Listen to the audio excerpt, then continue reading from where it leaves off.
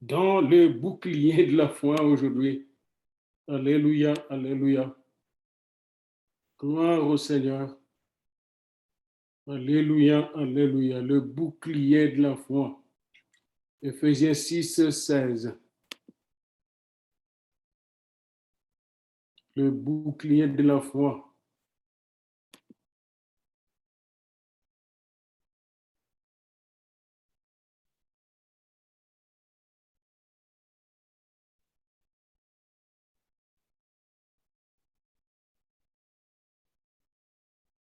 Alléluia.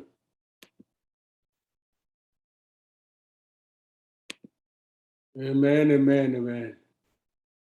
Je vois le révérend Mamboula est là. Nous sommes donc en direct depuis notre studio de l'Église chrétienne apostolique d'Ottawa, en direct avec Kinshasa. Et aujourd'hui, nous partageons sur le bouclier de la foi. Il faut envoyer la chorale au screen, s'il vous plaît. Nous voulons voir la chorale. Révérend Mamboula, Martin. Nous avons une chorale puissante de Kinshasa qui exécutera des chants merveilleux. Et nous attendons la chorale sur le screen. Alléluia. Amen. La chorale, envoyez la chorale sur le screen, s'il vous plaît, sur l'écran. Nous voulons le voir. Oui. La chorale, avancez-vous. Oui, chorale. Voilà. Alors, la chorale. Alléluia. Nous avons nos chantres qui sont là dans l'église à Kinshasa. Toujours on prie là-bas. La capitale du réveil contemporain. La voix là-bas, Kinshasa, s'il vous plaît. Voilà. La voix. Oh Seigneur, merci d'aider notre chorale.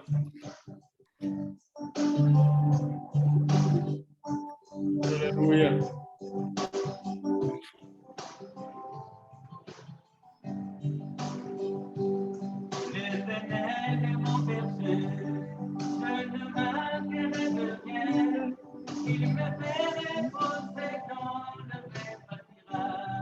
Yes.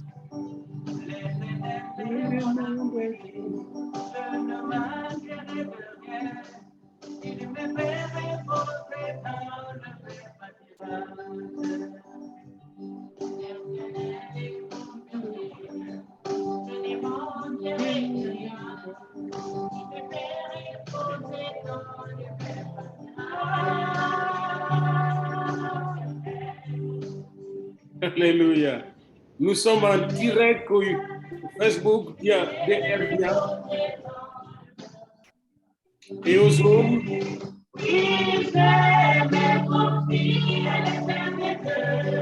Alléluia.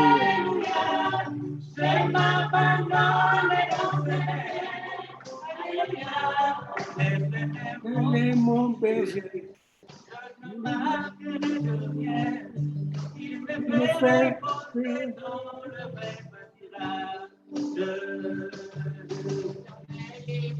Si vous avez des micros, utilisez-les, bien-aimés. Vous pouvez utiliser vos micros pour chanter et la voix va bien sortir encore.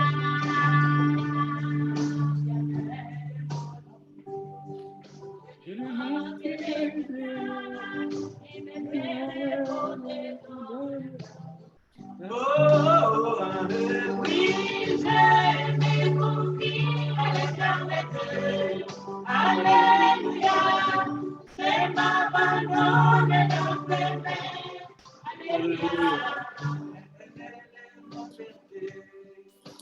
ne manquerai rien.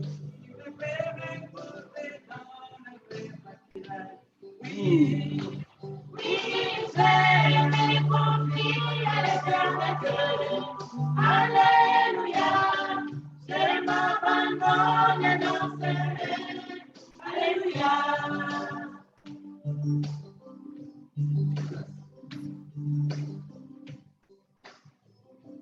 L'Éternel est mon berger, je ne manquerai de rien. Alléluia. Il est là,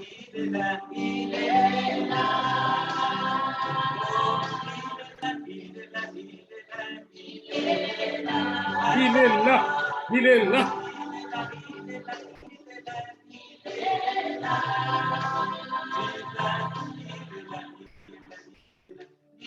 Il est là.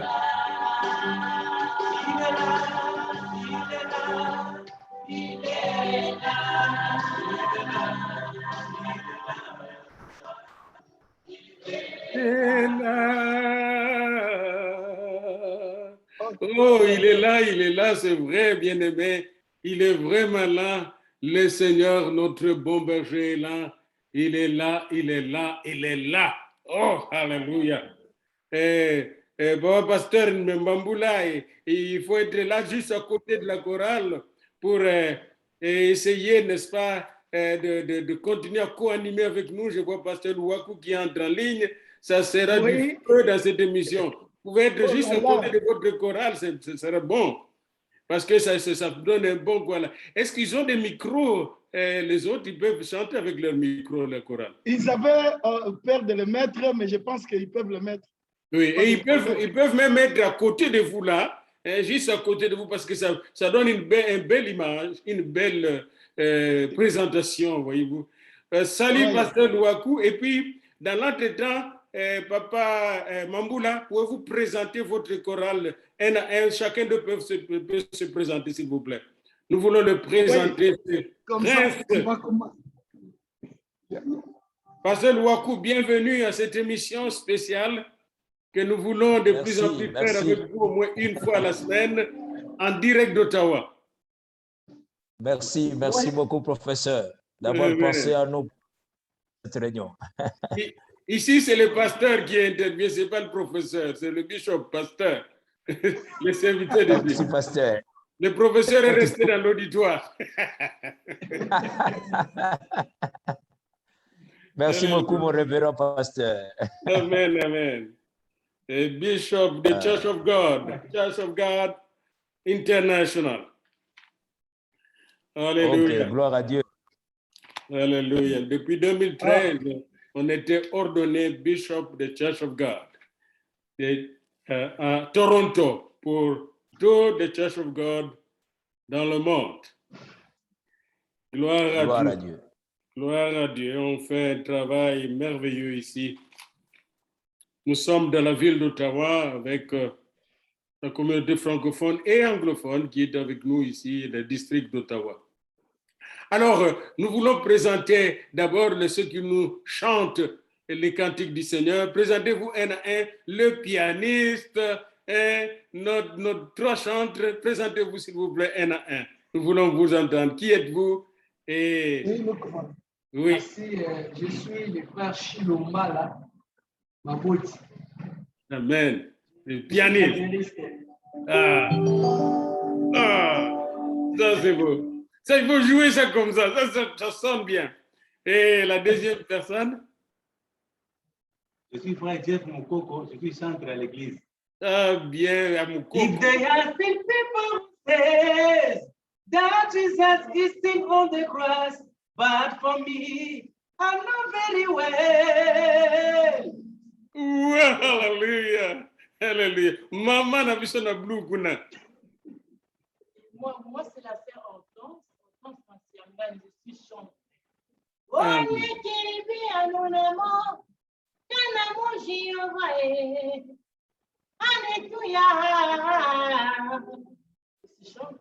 Wana mukita nupenza Elisabeth na Mariko. Hallelujah.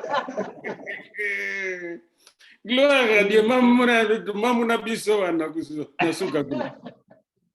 Moi, je m'appelle Louise Mafuta, je suis chante à l'église.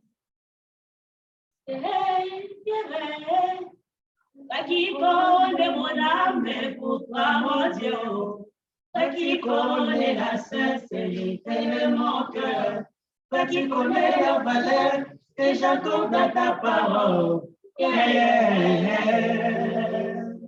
Amen, amen, amen. Avant, Papa Martin Zouavoua pour se présenter, peut comme code dans le programme. Et je vous demande, s'il vous plaît, si vous pouvez chanter encore un autre chant pour notre Seigneur, à la gloire de notre Seigneur, le vivant, au siècle des siècles.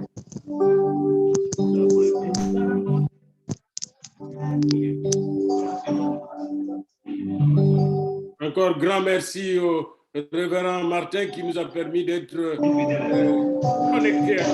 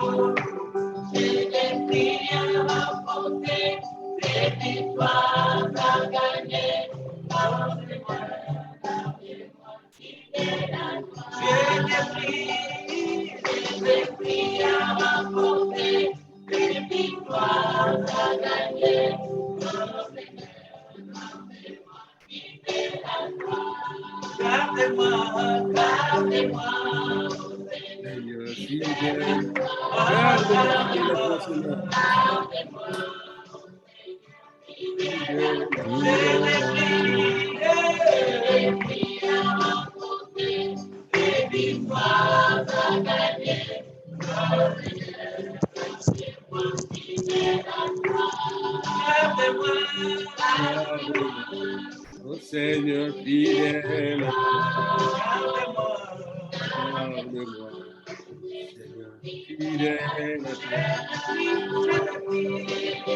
Garde-moi,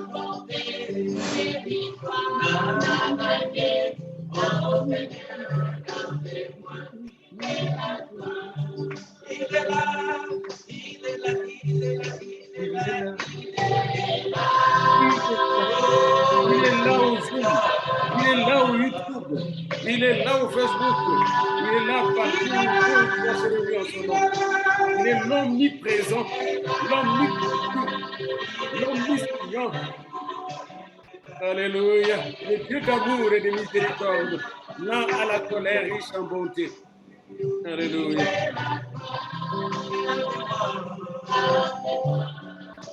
Seigneur fidèle.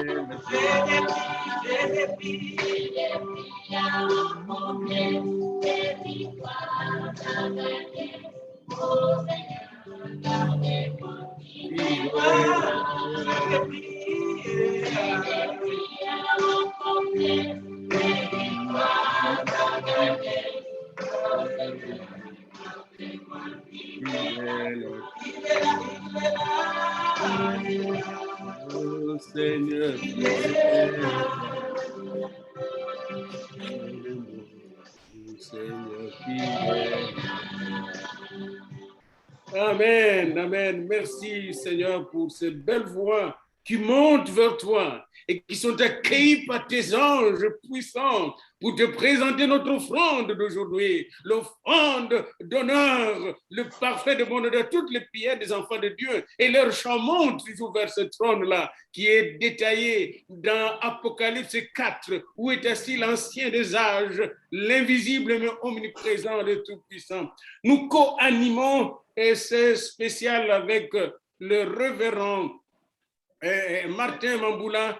Révérend Martin Mamboula, présentez-vous tout de suite parce que nous voulons entrer maintenant dans dans le message. Merci pour l'émission qui a déjà commencé avec le chant. Révérend Mamboula. Merci, je suis le pasteur Martin Mamboula, représentant communautaire et communauté des églises en mission dans notre grande famille de l'Église du Christ au Congo. Je suis aussi directeur d'évangélisation dans notre synode urbain de Kinshasa. Amen, amen.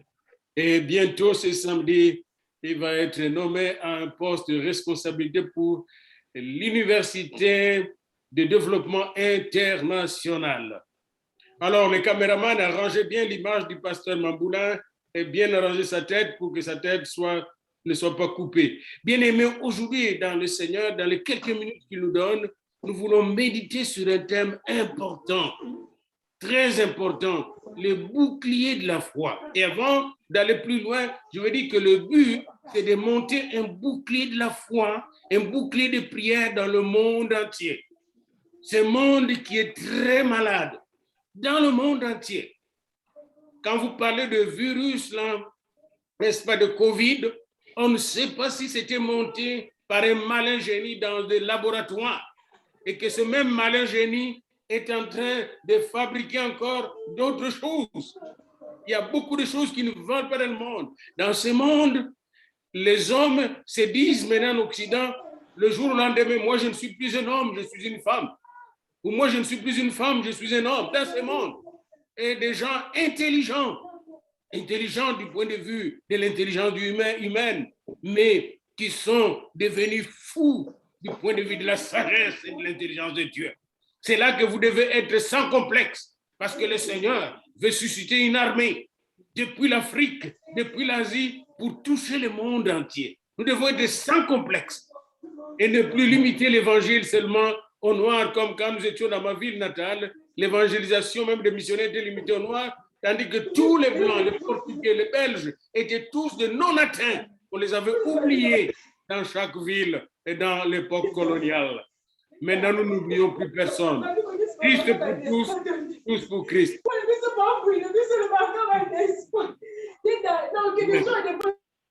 Alléluia. Merci. C'était M. Jean-Joseph, mais qui avait du bruit là-bas dans son studio. Alors, fermez vos micros si vous avez des bruits chez vous. Nous allons donc commencer par méditer, Pasteur Martin, qui est mon co-animateur d'aujourd'hui, avec lequel nous nous sommes préparés. Nous allons méditer sur mettez, n'est-ce pas, tenez ferme, ayez à vos reins la ceinture de la vérité, verset 14, chapitre 6 d'Éphésiens. Mettez pour chaussure à vos pieds les bonnes dispositions que donne l'évangile de paix. Prenez en toutes circonstances le bouclier de la foi, aujourd'hui, le verset 16. Le bouclier de la foi avec lequel vous pourrez éteindre le trait enflammé de l'ennemi. Prenez aussi les casques du salut et l'épée de l'esprit qui est la parole de Dieu. Priez en tout temps par l'esprit. Bien-aimés, vous connaissez vous-même qu'ici Paul parle un grand observateur du soldat, du commando romain. Le soldat romain, un seul, pouvait terroriser les troupes de l'ennemi parce qu'il était bien équipé et bien entraîné. Et j'aime toujours Éphésiens 6 qui commence au verset 10 quand on parle des armes spirituelles. Au reste, fortifiez-vous dans le Seigneur et par sa force toute puissante. Et ici, c'est l'entraînement du soldat qui fait un peu la musculation, qui court un peu, qui s'exerce et qui devient plus fort parce que quand il va prendre son équipement, il faut que le soldat soit solide. Il n'y a que dans le tiers-monde où je vois des généraux avec de gros ventres. Ça n'existe pas ici. Un général n'a pas de gros ventre. S'il a de gros ventre, il n'est plus dans l'armée. C'est normal que dans ces armées-là, les soldats ne sont que des voleurs. Il faut qu'elle construise des parcelles par-ci, par-là, 5-10 parcelles. Mais ce n'est pas normal. Dans l'ancien temps, les soldats n'avaient pas 10-20 parcelles. Parce qu'il avait sous-entendu, moi j'ai vu les premiers soldats qui s'entraînaient au temps où le général Bumba et les autres étaient de vrais soldats avant d'avoir des ventres. Ils n'avaient pas le temps d'aller, n'est-ce pas, courir à gauche, à droite, avoir des femmes là-bas. Enfin, non! À telle heure, il devait être au camp. Et Paul nous parle de ce soldat spirituel qui est discipliné, disciple de Jésus-Christ. Il doit se fortifier dans la prière. Il doit se fortifier dans la parole de Dieu. Il doit aller en retraite de ce spirituel. Il doit suivre des cours, n'est-ce pas, de formation des disciples pour former des disciples. Il doit être dans la présence de Dieu pour être rempli du Saint-Esprit. Il se fortifie dans le Seigneur. Il doit bien connaître la doctrine du salut. Quand j'entends les gens parler du salut, j'entends, qu'est-ce qui est être sauvé? Mais c'est inviter Jésus dans nos vies. Mais pour l'inviter, il faut confesser nos péchés, il faut être converti. Et pour être converti, il faut confesser ses péchés, renoncer à ses péchés. Comment pouvez-vous être fortifié dans le Seigneur si vous vous fortifiez dans le monde? Et quand vous confessez vos péchés, qu'est-ce que Jésus fait? Il pardonne, puis il entre en vous. Mais quand Jésus entre en vous, pensez-vous qu'il vous laisse comme ça? Parce qu'il y a beaucoup d'amis théologiens qui se dispersent comme ça. Quand Jésus entre en vous, il vient pour vous baptiser du Saint-Esprit de feu. Il faut le dire clairement. Jésus vient avec un baptême. Jean le présente comme celui qui baptise. Pourquoi il nous donne le Saint-Esprit? Pour nous fortifier, pour nous transformer, pour nous rendre inébranlables. Et alors maintenant, quand nous sommes fortifiés dans le Seigneur, là nous prenons l'équipement. Et c'est bon de voir l'équipement qu'on nous donne. Il nous dit et de prendre l'équipement, puis un à un, tenez ferme, ayez à vos reins la vérité pour se dire. Je ne parle pas beaucoup de cela, vous savez que Jésus est la vérité. Quand quelqu'un porte un pantalon, surtout les gros pantalons que nous portons, nous les vieux, sans ceinture, le pantalon va tomber. Il y a auparavant des jupes que les femmes portaient, il fallait une petite ceinture. S'il n'y a pas de ceinture, la jupe va tomber. Alors beaucoup de gens, n'est-ce pas, leur vie chrétienne est tombée parce qu'ils n'ont pas de ceinture. Je ne veux pas aller plus loin de la ceinture, mais que Jésus soit notre ceinture. On dit chez nous là que notre mariage, par exemple, que les gens qui sont mariés disent je suis marié avec elle, nous sommes comme pantalon à Mokaba, ceinture et pantalon, donc liés ensemble. Et nous allons encore, nous avançons, n'est-ce pas, pour avoir porté la ceinture de la vérité, n'est-ce pas, de Dieu, la vérité qui m'a rendu, n'est-ce pas, capable de dire je suis pécheur. C'est la vérité. Quand je dis au Seigneur, je suis pécheur, j'étais pécheur. J'avais fait de péché, je devais renoncer au péché. C'est la vérité. Vous connaissez la vérité vous affranchira. Tout homme est pécheur. Et s'il ne réalise pas qu'il est pécheur, il ne sera jamais sauvé. La prise de conscience commence par là. Revêtez-vous, n'est-ce pas, de la cuirasse de la justice. Je ne veux pas entrer là-dedans, mais combien de chrétiens marchent dans l'injustice? Mais Dieu est la justice. Mettez dans votre concordance le mot justice. Vous allez voir que ce mot se trouve dans toute la Bible. Être juste, c'est marcher dans la droiture, c'est marcher dans le respect des lois, c'est marcher dans le respect de l'autre, c'est vouloir le bien des autres, ne jamais tricher, être intègre. Et je ne veux pas, ce n'est pas le thème d'aujourd'hui. Puis, pour chaussures, mettez les bonnes dispositions que donne l'évangile de paix. La chaussure d'un soldat romain, ses sandales, avait des épines sous son sandale. Quand il touchait l'ennemi, il écrasait. Il écrasait juste avec ses sandales, il avait la victoire. L'évangile, c'est une puissance de Dieu pour le salut de quiconque croit. Quand nous portons l'évangile comme chaussure, nous écrasons les démons, nous écrasons les sorciers, nous écrasons tout ce qui est mauvais pour libérer les captifs. Alléluia. C'est pas le thème d'aujourd'hui. Et prenez en toutes circonstances les boucliers de la foi. Ça, c'est le thème d'aujourd'hui. Bien-aimés, les boucliers de la foi. J'ai regardé un peu le bouclier dans les wikis, dans les dictionnaires, tout ça. C'est ces boucliers qui pouvaient être des reins ou de cuir. C'était nécessaire pour les soldats. Savez-vous que Goliath était atteint par David parce qu'il n'avait pas de bouclier. Ceux qui portaient son bouclier étaient plus courts que lui. Et il a fait confiance en sa taille. Alors que David avait regardé l'ouverture, son front était ouvert, n'était pas protégé. Avec une petite pierre sur la fronde de la lancée par une fronde, Goliath est tombé. Bien-aimé dans le Seigneur, le bouclier de la foi, c'est-à-dire le fait de faire confiance en Dieu. Je crois en Dieu, le Père Tout-Puissant. Je crois en Jésus-Christ, son Fils unique. Je crois au Saint-Esprit. Ça, c'est le bouclier de la foi. Je crois en la parole de Dieu qu'elle est inspirée de Genèse à Apocalypse. Que quand Dieu dit, je dis Amen. Ça, c'est le bouclier de la foi.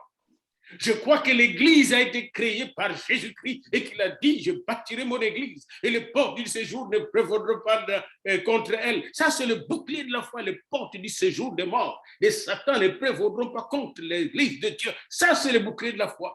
Je crois en la puissance de la prière parce que Jésus a dit, demandez, vous recevrez. Cherchez, vous trouverez, frappez, vous ouvrira. Tout ce que vous demanderez au mon nom, je le ferai. Ça, c'est le bouclier de la foi. Je crois en l'amour de Dieu parce que Jésus nous a dit, aimez-vous les uns et les autres. Dieu est amour. Et là où il y a amour, il y a Dieu. Ça, c'est le bouclier de la foi. Je crois en l'espérance que bientôt le Seigneur viendra dans toute sa gloire. Et quand nous le verrons, comme il est dit dans 1 Jean 3, 1 à 3, nous serons tels qu'il est. Ça, c'est le bouclier de la foi. Je crois que pendant que nous prêchons ici, les gens seront touchés et seront libérés, délivrés au nom de Jésus, guéris, sauvés. Ça, c'est le bouclier de la foi. Alors, Papa Mamboula, nous parlons du bouclier de la foi. À vous la parole, l'antenne là-bas. Vous savez, je suis déjà excité. Lorsque Paul parle de ces, en Éphésiens chapitre 6, Amen. Je me trouve comme dans l'armée. C'est ici le combat. Où pouvons-nous situer ce thème si ce n'est dans le combat spirituel? Amen. D'aucuns sont en train d'oublier, ils n'ont pas la vision du monde. Vous savez, la première des choses, le premier point que nous pouvons commencer aujourd'hui, comment les gens voient le monde. Vous savez, ce monde peut être comparé à un marché où chacun doit avoir quelque chose pour vendre. Si vous n'avez rien pour faire les trocs, pour vendre, vous êtes inutile. Mais aussi, ce monde peut être comparé comme le ring d'un boxeur, comme un terrain. Ce monde est rempli de combats. Et les adversaires, que vous les provoquez ou pas, vous avez des adversaires. Vous avez Satan, vous avez les hommes, vous avez les circonstances, vous avez tous les problèmes. Et lorsqu'un chrétien, quelqu'un sur cette terre, oublie que nous sommes dans un combat, il perd automatiquement. Nous ne provoquons pas les gens. Et surtout, être chrétien. Souvenez-vous de ce que les gens ont dit à Paul et à l'autre. Oh homme, voilà les gens qui prêchent à tout le monde, qui bouleversent toutes les villes, qui dérangent tout le monde. Les chrétiens oublient que nous sommes des dérangeurs. Dérangeurs. Les chrétiens oublient. Quelqu'un qui avait une femme qui commettait l'adultère, vous venez et vous voulez qu'il se sépare, qu'il marche dans la droiture. Un voleur qui vole l'argent de l'État et vous voulez qu'il ne vole plus. Alors, on est des dérangeurs. Et si vous êtes dérangeurs, attendez-vous au combat, attendez-vous aux ripostes. Quelqu'un, un sorcier, vous venez, vous délivrez quelqu'un qui voulait peut-être utiliser, bouffer à la fin de l'année. Et il va vous laisser libre. Nos prières sont en train de bouleverser, de renverser des forteresses. Et nous pensons qu'on va nous laisser libres. La vision du monde pour un chrétien qui n'oublie pas que nous avons un combat. Comme l'apôtre Paul dit toujours, j'ai combattu les bons combats. Il va même dire à Timothée, combat les bons combats. Amen. Alors, si dans notre vie chrétienne, nous oublions la partie combat et nous pensons que nous n'allons pas combattre, c'est que nous sommes le plus malheureux de tous les hommes. Mais ici, et Paul va citer les armes. Et nous, aujourd'hui, nous allons nous s'attarder tout simplement au bouclier. Vous savez, lorsqu'on parle du bouclier, je me souviens un peu dans l'histoire en 480 avant Jésus-Christ. Les Spartes et les Perses. Les Spartiates étaient tout simplement 300, minoritaires, tandis que les Perses étaient 100 000. Alors, ils étaient tout simplement comme une petite goutte. Et lorsque les Perses étaient en train de lancer des traits, de lancer leurs flèches, vous savez ce que les Spartes faisaient? Tous se sont agenouillés. Et l'un à côté de l'autre, ils ont pris leur bouclier. Ils ont posé comme ceci au-dessus d'eux. Et cela est devenu comme une carapace de la tortue. Et imaginez 100 000 personnes en train de lancer des flèches. Et les Perses qui étaient minoritaires, tous les Spartiates, ils étaient tous seulement 300. Tandis que les Perses étaient au moins 100 000. Et ils envoyaient du coup 100 000 flèches. Et ça arrivait, et les Perses et les Spartiates étaient en minoritaire, mais ils ont élevé tout simplement leurs boucliers et aucune des flèches ne pouvait les atteindre. Et cette guerre est restée dans la vie des hommes par rapport à la technique du bouclier. Ça, c'est dans la vie. En 480, avant Jésus-Christ, ils ont utilisé ce bouclier-là de la foi. Et maintenant, revenons. Pourquoi Paul va utiliser l'arme bouclier au milieu des gens? Par définition, que veut dire bouclier? Si ce n'est tout simplement une arme défensive portée par un combattant pour se protéger des flèches de l'adversaire. Amen. Nous attaquons, mais nous oublions que les gens peuvent aussi nous attaquer.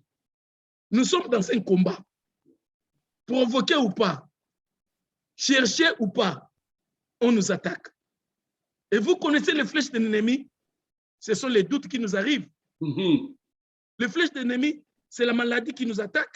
Les flèches de l'ennemi, c'est le découragement qui nous arrive. Les flèches de l'ennemi, c'est les délais, l'impatience. Vous êtes en train de prier, vous pensez que vous pouvez avoir les réponses aujourd'hui, mais 6 mois, une année, 10 ans, vous voyez vous abandonner à cause du délai.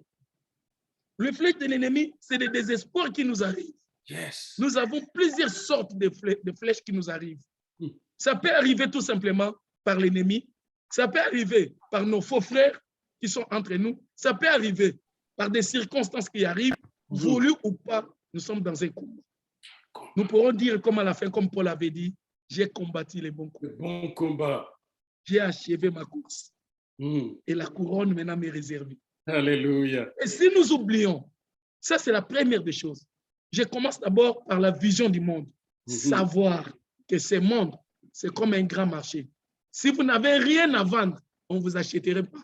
Or, Dieu n'a pas donné quelqu'un qu'il soit même réduit. Nous sommes dans un grand marché. Il nous a donné des talents, il nous a donné des fonds. Mais aussi, ce monde, c'est comme nous sommes dans un ring. C'est comme nous sommes dans un terrain de football. Vous ne voulez pas attaquer, vous ne voulez pas marquer, on va vous marquer et vous allez perdre. Vous allez rater votre trophée. Mais combien d'entre nous ont raté le trophée? Prenons notre père, Adam et Ève. Satan est venu, il ne pouvait pas les laisser tranquillement. Il vient lui dire, il met tout simplement une petite doute dans leur vie. Vous savez ce qui s'est passé? Ils ont raté tout ce que Dieu avait promis pour eux. Amen. Au lieu de se défendre, ils ont été perméables. Et ils ont perdu tout. Combien de fois dans la vie nous sommes perméables et nous perdons la foi à cause de la maladie? Combien de fois où nous sommes perméables, où nous perdons l'espoir, la foi à cause des dépressions qui nous arrivent? Combien de fois nous perdons la foi, nous nous décourageons à cause du délai parce que nous n'avons pas encore eu ce que nous cherchons? Combien de fois nous les perdons toujours? Amen. Ça, c'est la première des choses où je vais exhorter tout le monde qui nous suit maintenant. Avoir une vision que nous sommes dans un combat. Gloire à Dieu. Or, si vous êtes dans un combat, vous aurez besoin de la prudence. Vous aurez besoin d'être prêt et d'utiliser les armes puisqu'on va vous attaquer. Et lorsque vous lisez Ephésiens 6, tous les armes, il n'y a que le dos où on n'a rien mis. Parce que vous devez attaquer. Nous ne pouvons pas être des chrétiens qui attendent tout simplement à se défendre alors qu'on peut aussi nous attaquer. Amen. Et ici, Paul va utiliser le bouclier. Gloire à Dieu. Et nous allons revenir à ce bouclier, pasteur Martin. Nous devons rester sur ce bouclier-là et sur ton image que tu viens de donner là. Parce que c'est important, nous voulons former un bouclier international de la foi. Et l'image que Dieu t'a donnée de nous donner aujourd'hui est vraiment une image très significative de ces Spartes qui étaient agenouillés avec leur bouclier et qui ont défait l'armée sophistiquée des Perses. Les Perses, c'est Iran là-bas, Iran, qui veut encore attaquer Israël. Iran est toujours là et qui fait bouger le monde. Et ils sont unis ensemble pour attaquer, faire le mal, le ruiner, les traits enflammés de l'ennemi. Alors, quand nous revenons au texte d'Éphésiens, vous allez voir que Paul dit, nous n'avons pas lutté contre la chair ni le sang, mais contre les principautés, les dominations, exousia, le pouvoir, les dominateurs, les princes de ce monde des ténèbres. Tous ces esprits, je les ai étudiés dans mon livre qui va paraître bientôt, l'évangélisation paradigmatique. Bientôt en janvier, il sort. Et dans ce livre, il y a un chapitre, le 6e chapitre, qui parle de ces démons-là un à un. Les dominations, quand on parle des esprits méchants dans les lieux célestes, on a le pornéa, quand vous entendez la pornographie, ce qui tente le pasteur, qui dévie les gens, la chorale, qui détruit les églises, qui divise les églises, qui possède les gens. Comment les attaquer? Quand ils nous attaquent, comment nous défendre? D'abord, c'est le bouclier de la foi. Si nous ne sommes pas à genoux, comme le pasteur Martin l'a dit, à genoux dans la prière, avec la parole de Dieu. Et quand nous prions la parole de Dieu. Il y a des gens, parfois, ils se mettent à prier, puis Bazo Sola, ils se mettent à causer encore. Oh, ils se mettent à parler. Aujourd'hui, vous avez vu au marché, Seigneur, nos prières n'est pas causer dans les désordres, c'est causer avec Dieu. C'est écouter Dieu et parler avec Dieu. Quand Abraham a vu dans Genèse 18, quand on lui a dit que Sodome et Gomorrhe étaient en danger, il a pris son bouclier de l'intercession. Et quand il a mis son bouclier, Dieu s'est mis à l'écouter. Il a commencé à dire, s'il y a 50 justes, s'il y a 40 justes, s'il y a 30 justes, et s'il y a 10, 20 ou 10, ça c'est le bouclier de l'intercession. Pasteur, le bouclier que tu viens de donner là est très important. La manière dont tu viens de le donner, c'est l'inspiration du Seigneur. Nous restons là.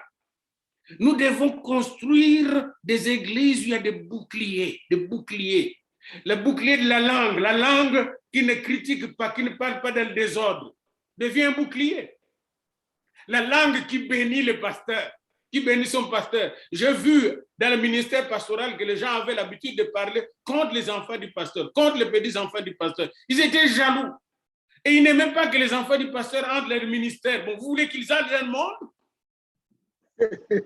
Et c'est comme ça que les anciens vieux pasteurs, ils ont envoyé tous leurs enfants dans les universités. Ils ont dit, n'entrez pas dans le ministère. Et ces enfants sont perdus. Et là, le diable est content de dire, tu sais, cet enfant-là, son père était un grand pasteur. Mais regarde nos amis de secte. Ils ont leurs églises, leurs enfants, ils sont avec eux. Et puis finalement, c'est quoi? Nous voulons suivre le juge Élie, le sacrificateur Élie. Samuel même a eu des difficultés avec ses enfants. Encore le bouclier de nos langues. Pas pasteur Martin, tu sais qu'il y a des gens qui lancent des sorts avec leur langue sans le savoir. Quand il commence à parler mal de son pasteur, de ses évangélistes, etc. Pasteur latine madame,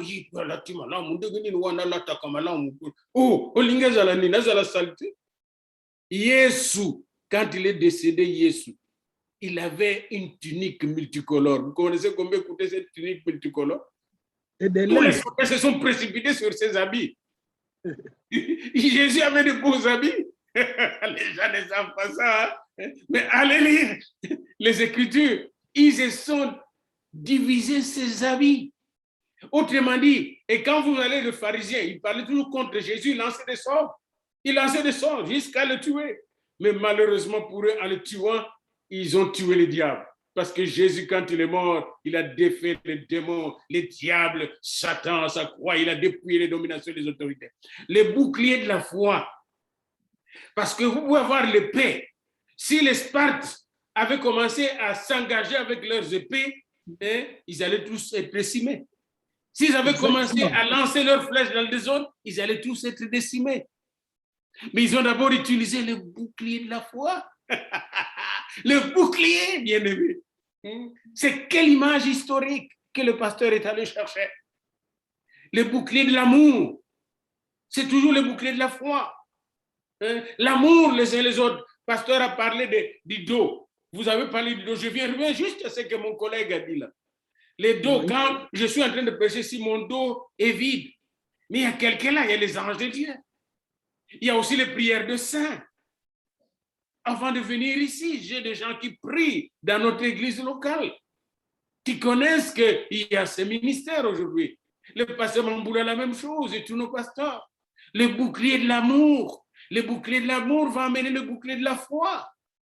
Grâce à l'amour les uns les autres, ces soldats Sparte, ils s'aimaient les uns les autres. Ils ont dit, hey, c'est qu'une question de vie ou de mort. Quand vous allez dans le livre de Daniel, dans Daniel au chapitre 2, lorsque le roi a eu son songe qu'il avait oublié, il ne connaissait plus le songe, il ne se rappelait plus du songe, et il ne connaissait pas la signification. Qu'est-ce qu'il voulait, lui, le roi, que faire? Il dit, s'il n'y a personne pour me donner, me révéler mon songe et l'interpréter, vous êtes tous mes conseillers morts. Les astrologues, les grands devins, les chaldéens, je veux tous vous tuer, même Daniel. Quand Daniel a appris cela, il est allé avec le bouclier de la sagesse. Il s'est présenté au roi. Puis il lui a demandé quelques jours de prière, le bouclier de la prière. Puis il s'est uni avec Shadrach, Meshach et Abednego, le bouclier de l'amour et de l'intercession. Vous voyez? Parce que la foi fonctionne avec l'amour, avec l'intercession. Et quand ils ont prié, Dieu a révélé non pas Shadrach, non pas à Meshach, non pas à Abednego. Et c'est comme ça. Dieu peut révéler juste à un seul. Mais nous sommes tous unis. Regardez, quand vous allez plus loin, comment le roi s'était trompé dans le chapitre qui suit. Hein? Il s'était trompé, il allait, n'est-ce pas, condamner à mort les 3 autres amis de Daniel. Il a oublié Daniel. Mais il ne savait pas qu'ils étaient toujours avec leur bouclier. Il s'est trompé, il pensait qu'ils étaient inférieurs à Daniel. Il a laissé tomber Daniel. Et là, le bouclier de la foi, je suis sûr que Daniel, qu'il était en mission au palais, il priait pour ses 3 frères. Et là, le Seigneur est descendu dans la fournaise ardente, le bouclier de la foi. Bien-aimés, nos pays dans le monde sont touchés par la pauvreté, par le vol et le pillage par les multinationales. Ça prend le bouclier de la foi pour éteindre tous ces prédateurs.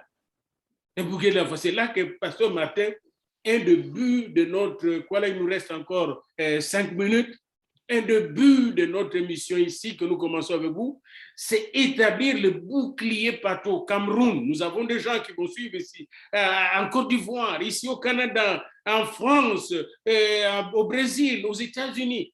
Établir le bouclier de la foi, ce bouclier de la prière, ce bouclier de l'amour va libérer le monde que vous voyez. Amen. À quoi sert le bouclier?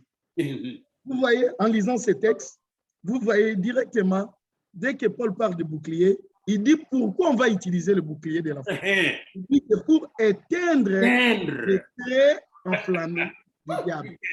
C'est pour barrer, c'est pour contraindre, c'est pour arrêter les traits. Vous savez, si on est aveugle, un aveugle ne peut pas conduire un aveugle. Non. Les chrétiens, eux, la lumière. Nous marchons dans la lumière. Nous ne pouvons pas oublier, ne pas voir les traits. Donc, si vous ne voyez pas l'adversaire, et surtout en lisant, vous connaissez que la Bible dit ce que vous avez dit, les principautés. Nous ne les voyons pas. Un adversaire où vous ne pouvez pas le voir. Est-ce qu'il vient à gauche, il vient à droite, il vient derrière ou il vient comment? Mais Paul dit, comme nous ne connaissons pas, quand est-ce qu'il viendra? Comment il rôde? Et quel trait qui va nous lancer? Mettons par-dessus. Cela veut dire quoi? Vous portez les armes, mais au-dessus de tous les armes, pour couvrir tout ce que vous avez, vous mettez le bouclier pour la couverture. Amen. Il dit, la couverture, le bouclier a pour objet, l'objectif du bouclier, le travail, c'est pour éteindre. Et la première des choses, des traits que le diable envoie, c'est la doute. Le doute. Si il vous donne le doute, vous êtes en train de douter, vous perdez la foi. Amen. Or, lorsque vous perdez la foi, tout devient impossible pour vous. Et pasteur Bamboula, dans le bouclier, pasteur Bamboula, dans le bouclier, il y a Dieu. N'oubliez pas ça. Quand vous allez dans Genèse 15:1, il y a des secrets dans Dieu. Hein. Dans Genèse 15:1, Dieu dit clairement à notre papa Abraham, je suis ton bouclier. Ton bouclier. Ton bouclier. Et quand vous allez dans Psaume 18:1-4, encore Dieu est notre force et notre bouclier. Donc dans le bouclier de la foi, il y a Dieu lui-même qui vient nous couvrir. Psaume 33:20, encore là, il est notre bouclier, notre secours. Oui, et surtout quand nous allons arriver, comment utiliser le bouclier. Le sparte long élevé. Ça, c'est l'émission prochaine. Vous verrez le Fils de l'homme. Oui, ça, gardez ça pour l'émission prochaine. Hein, l'émission prochaine. Parce que nous atterrissons maintenant. N'oubliez pas de garder votre bouclier. Et n'oubliez pas, si vous voulez, n'est-ce pas, former notre bouclier de la foi, nous avons plusieurs pasteurs que nous sommes en train d'appointer comme chefs de bouclier, coordinateurs de bouclier de la foi partout. Et une fois la semaine, nous serons ici dans cette émission intitulée Le bouclier de la foi. Notre émission est intitulée Le bouclier de la foi. Amen. Exactement. Alors, avant de terminer, nous aimerions que notre chorale nous chante un chant. Je pense que le pasteur Josem est là. Alors, il va conclure par la prière, n'est-ce pas? Et après le chant de notre chorale. Pasteur Josem, tu ouvriras ton micro et tu vas nous conclure dans la prière après les chants de notre chorale. La chorale du bouclier de la foi.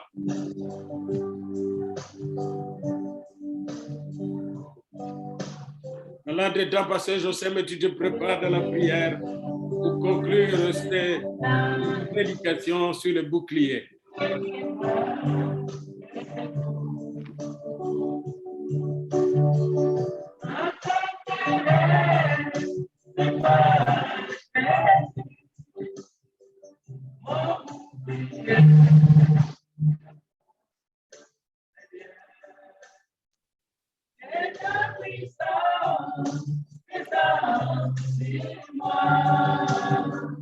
L'option divine comme l'air au cœur.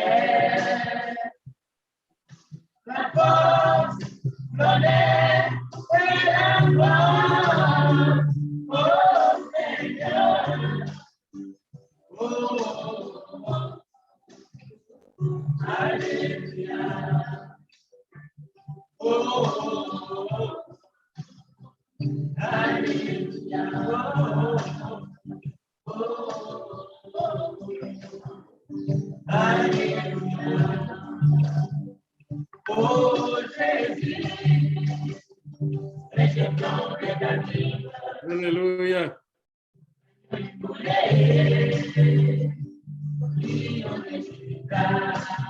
Amen, amen. Alléluia.